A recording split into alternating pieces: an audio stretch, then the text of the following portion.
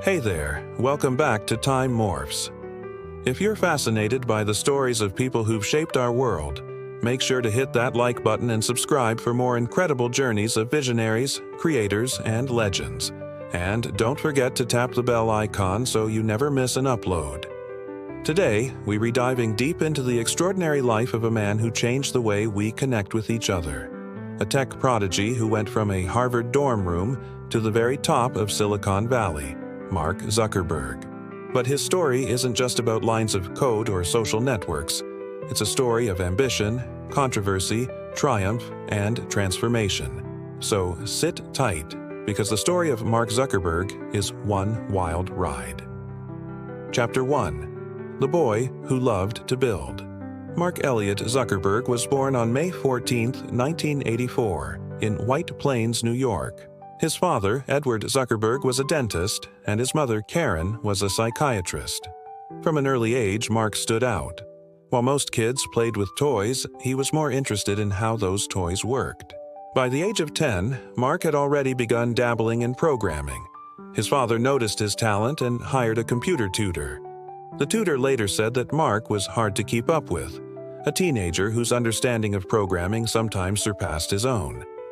When Mark was just 12, he created a messaging program called ZuckNet to help his father communicate between rooms in the dental office and their house.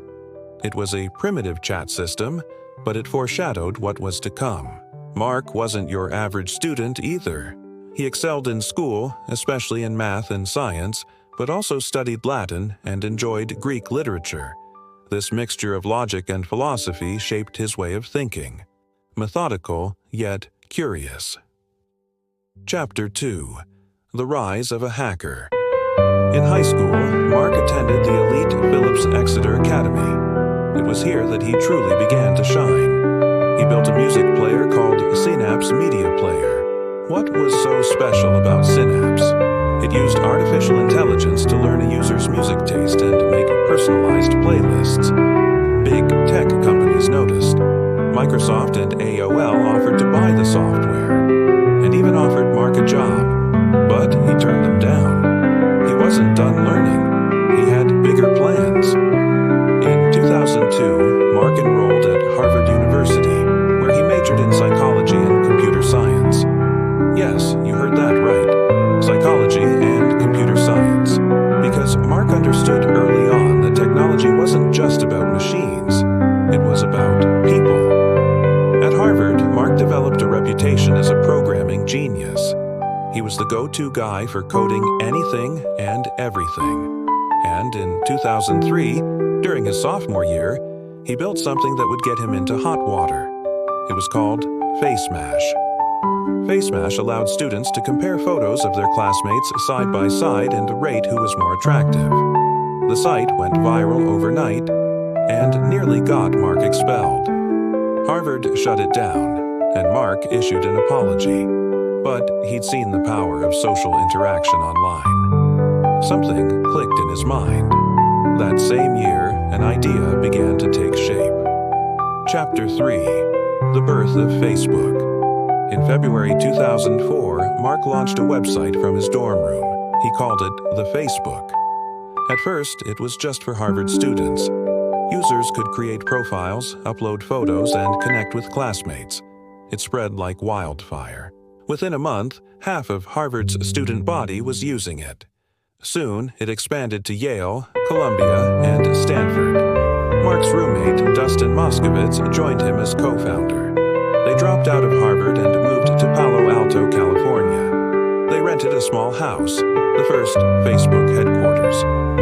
It didn't take long before venture capitalists came knocking, but success came with controversy.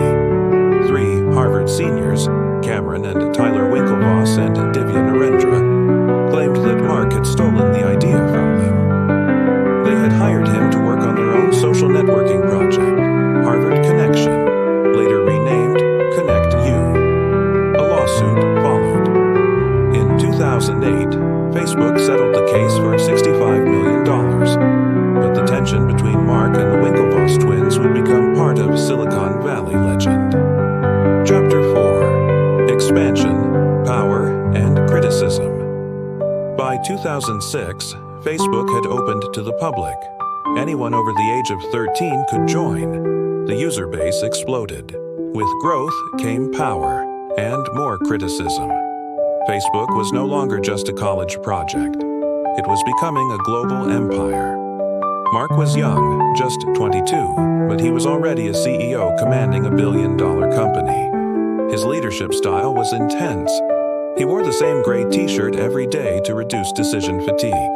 His motto, move fast and break things. And Facebook did just that. It revolutionized the way we communicate. It changed friendships, relationships, politics, even revolutions. In 2007, at just 23, Mark became the youngest self-made billionaire in history. But cracks began to show. Privacy issues surfaced. Users grew uneasy about how their data was being used. Governments began asking questions. And internal leaks revealed that even Facebook employees were concerned about the power the platform had amassed. Mark faced intense scrutiny, especially after the 2016 U.S. presidential election, where Facebook was accused of enabling the spread of misinformation and being used by foreign actors to manipulate public opinion. In 2018, the Cambridge Analytica scandal broke. It was revealed that data from millions of users had been harvested without consent and used for political advertising. Mark was called to testify before the U.S. Congress. Dressed in a navy suit, sitting stiffly at the table, he faced hours of questioning. The world watched as he answered questions, some technical, others less so, about privacy, algorithms, and the future of democracy. Chapter 5: Reinventing the Empire. Despite all the criticism, Facebook kept growing. It acquired Instagram in 2012 for $1 billion, then WhatsApp in 2014 for $19 billion. Mark was building an empire, not just of apps, but of influence. But by 2021, a new concept began to take center stage in his mind: the metaverse. Mark believed the future of the internet wasn't on a screen. It was immersive. It was a virtual world where people could work, play, and live. In a bold move, he rebranded the company from Facebook to Meta. Critics scoffed. Investors panicked. The company's stock dropped. Billions were poured into virtual reality development, and the public wasn't convinced. But Mark stuck to his vision. He believed in building long-term, even if the short-term looked bleak. He hired thousands of engineers, developed new VR headsets, and created a new social world called Horizon Worlds. Some say he's chasing a fantasy, others say he's building the future. Only time will tell. Chapter 6: The Legacy of a Builder. Today, Mark Zuckerberg is not just a tech CEO, he's one of the most influential and controversial figures of the 21st century. He's also a father, a philanthropist, and a man trying to balance unprecedented power with responsibility. Along with his wife, Priscilla Chan, he's pledged to give away 99% of their wealth through the Chan Zuckerberg Initiative. His journey has been far from perfect. He's made mistakes, big ones. He's been accused of being too powerful, too private, and too calculating. But no one can deny his impact. Mark Zuckerberg changed the world before he turned 30. And he's not done yet. Whether you admire him or criticize him, his story is a reminder of what happens when obsession meets opportunity. When a kid with a computer dreams bigger than anyone thought possible. If you found this story as fascinating as we did, don't forget to like the video. And subscribe to Time Morphs for more deep dives into the lives of the people who shaped our world. Let us know in the comments.